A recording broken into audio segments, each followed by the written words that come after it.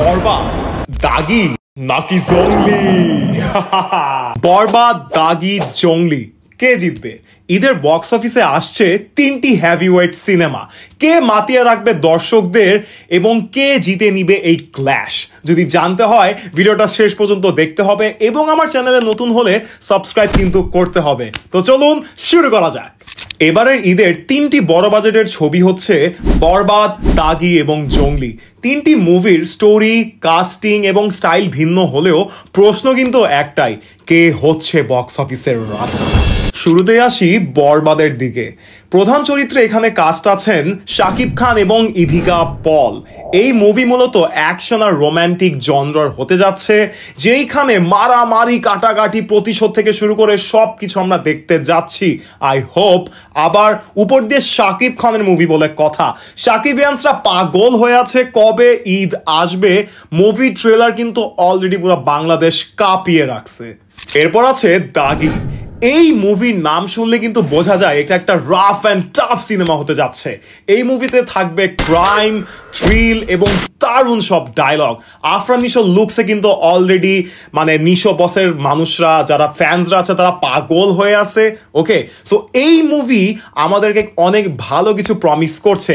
আফরান নিশো কিন্তু খুবই ভয়ঙ্কর একটা লুক নিয়ে আসছে আমাদের সামনে। সো দর্শক নতুন কিছু পেতে যাচ্ছে অবশ্যই। এইবার একটা আলাদা ফ্লেভার নিয়ে কিন্তু জংলি মুভিও এখানে স্থান করছে। ইয়েস, জংলি মুভিতে সিয়াম খানের যে লুকসটা, এটা নিয়েও কিন্তু অনেক মাতামাতি হচ্ছে, বিকজ এরকম লুকসে সিয়াম আহমেদকে আগে দেখা যায়নি। আর জংলি টিজার আমার কাছে একটু প্রমিসিং না হলেও জংলি নিয়ে কিন্তু এক্সাইটমেন্ট কাজ করছে মানুষের মধ্যে। সো জংলি আমি দেখবো, আপনাদেরকে রিভিউ দিব অবশ্যই।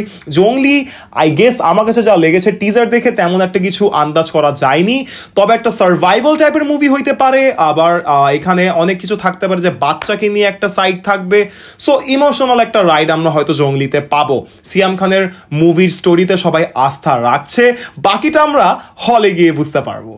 সোশ্যাল মিডিয়াতে কিন্তু অলরেডি এই তিনটা মুভিকে নিয়ে তুমুল হাইপ ক্রিয়েট হয়েছে। তুমুল মানে ভাই তুমুল। কারণ কেউ বলছে বরবাদ হবে ব্লকবাস্টার, কেউ বলছে দাগির স্টোরি নিয়ে আমি অনেক এক্সাইটেড, আবার কেউ বলছে জংলি নাকি ফ্যামিলি এন্টারটেইনিং মুভি হবে। বাট আই ডোন্ট নো কোনটা কি। আমি এতটুকু জানি যে এই তিনটা মুভি ঈদে ভালো করুক, এটা আমিও চাই, আপনারাও চান।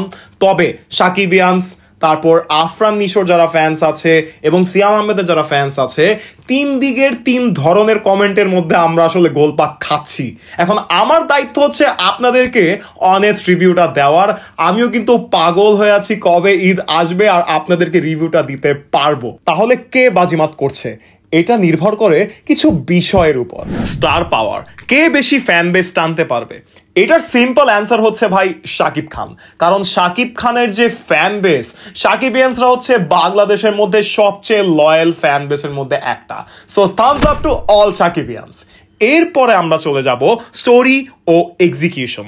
গল্প কতটা ভালোভাবে ফুটিয়ে তোলা হয়েছে, এর অ্যান্সার কিন্তু আমি বলবো দাগি, বরবাদ, জংলি তিনটাকে রাখা যায়।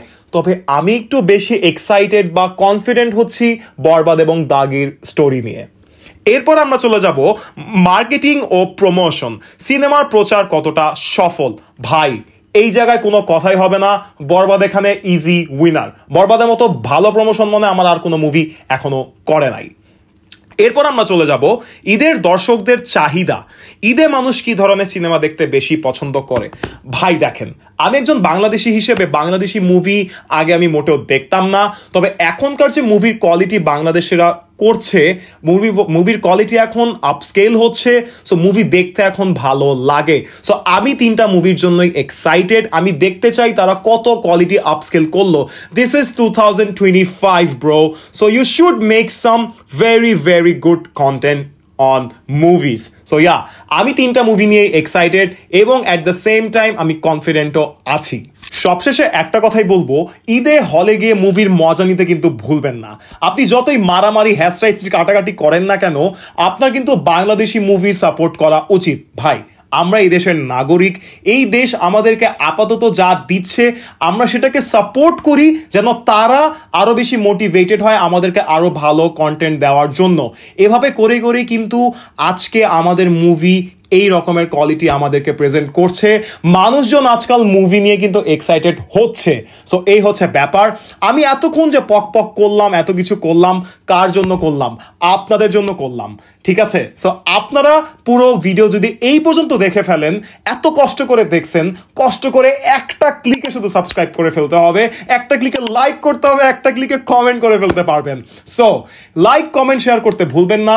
ফ্রেন্ডদের মাঝখানে আমার ভিডিওটি শেয়ার করে ফেলুন এবং আরও এরকম ফিল্মের আপডেট পেতে আমার চ্যানেলে সাবস্ক্রাইব করতে হবে। সো আমি কিন্তু এক্সাইটেড এবার এই ঈদের এই 3টা মুভি নিয়ে। কে কোন মুভি দেখতে যাচ্ছেন কমেন্টে বলতে ভুলবেন না। সবাই ভালো থাকবেন। মুভি হলে দেখা হচ্ছে ঈদে। আসসালামু আলাইকুম।